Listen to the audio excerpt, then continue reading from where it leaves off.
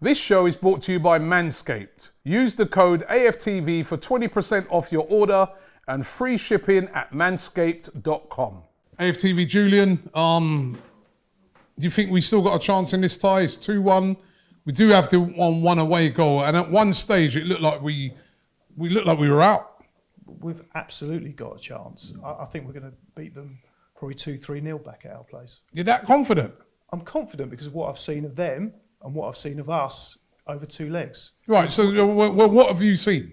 Well, for a start, they looked average. They didn't look particularly great. And secondly, when you look back at individual games that we've played in the last few rounds, we've turned it on in at least one game. So if you follow that pattern, I think we're going to win 2-3-0. And it's going to be quite comfortable. I'm not sure where you're getting that optimism from, but I guess we have come back. Yeah, no, look, I'm we have come back. Yeah. You are right. We have come back in most of those games. Yeah, and that's where I get the optimism from. I look back at the past as a predictor of the future. So you've got to look at patterns. And that's been the pattern over the last few games, last few rounds. Okay, fair enough. But what went wrong tonight then with the performance? They tried something new and it didn't work. And I don't think they prepared enough. I don't think that whatever they tried, and I don't mind him trying something new. If you look at the Everton game, it wasn't working. So what do you want him to do? The same again? So that the more you do wrong, you're just going to carry on getting the same performance. So fair play to him. He tried something new, but I don't... Semi-final? You're trying out something brand new in the biggest game of the season. Not only did he try out something brand new, he tried out something that we've never done before. In all the time he's been here, we have not played a system with a false number 9. Come a semi-final, that's when he decides to go with this experiment. Yeah, and the other option is to play in the same formation with the same tactics as they tried last Friday, which was absolutely disastrous. So what do you do? Same again? Well, why not play Martinelli up front? He didn't do that last week Friday. Well, why not play Martinelli as a striker? Why go with a false number 9? Well, I think that's the biggest mistake. I would have tried Martinelli, but he sees Martinelli in training every day. We don't. He's not playing it. There must be a reason for that. I mean, I have confidence that he knows his stuff. He knows his players. Now, I think he knows something that we don't. He's tried Nketiah. That wasn't working out. He's given him a couple of games. From what I've seen of Martinelli, I'd put him in every time. But I don't see him every day in training. Yeah, well, we didn't see Saliba every day in training. He didn't play him. He goes off to France. He's one of the best defenders in the league now. It's baffling. I don't know. Do you have faith in Mikel Arteta? That he could... Well, simple answer is no. But the positives for him, he seems to be a very lucky manager. And you can play badly and win. And what do we care about? Mostly, True. We care about winning.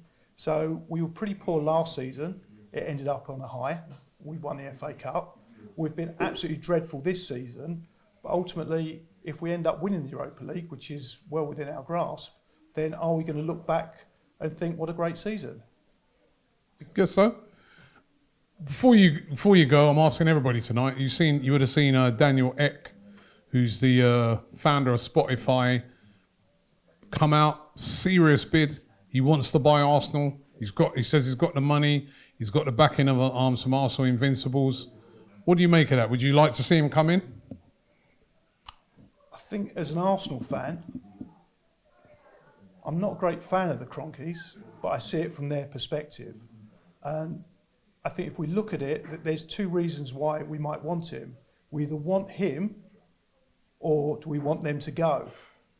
And I think we just want them out. And it doesn't matter who takes over. I think Lee said it'd have tie-in. It doesn't matter. I think a lot of Arsenal fans have got to the stage, and I think quite unfairly, that they just want Kroenke out. They see Kroenke as completely bad. How's it? Yeah, and I know you... Yeah.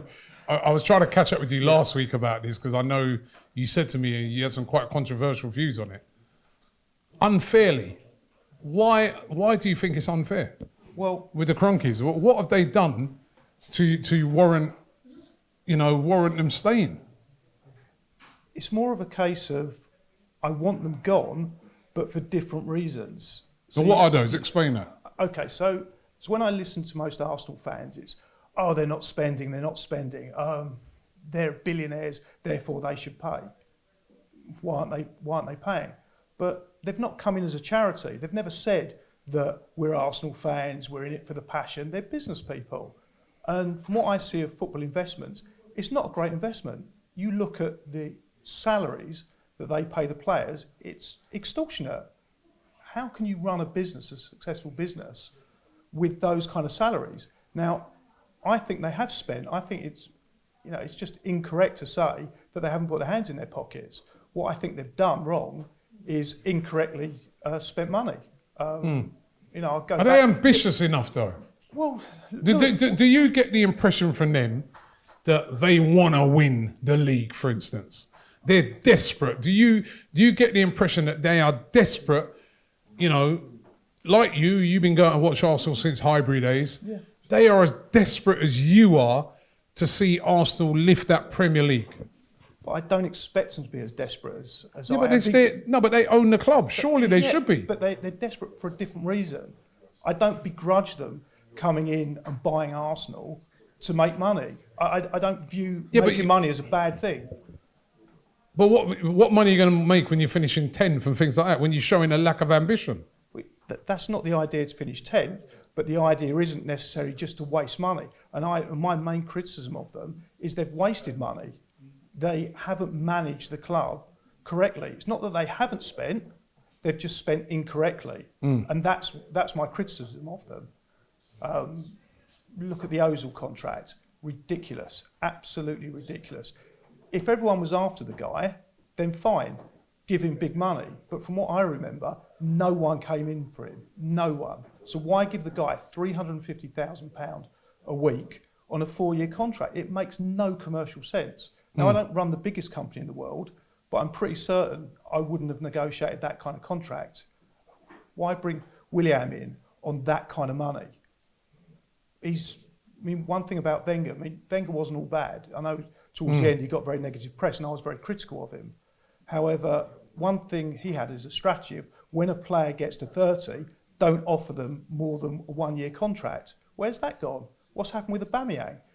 Aubameyang relies on speed. He's been a great player, but he's got to a certain age. They've given him a 3-4 year contract on outrageous money. Willian, he's in his 30s, giving him an outrageous contract. Ozil was just, for me, that was just completely outrageous.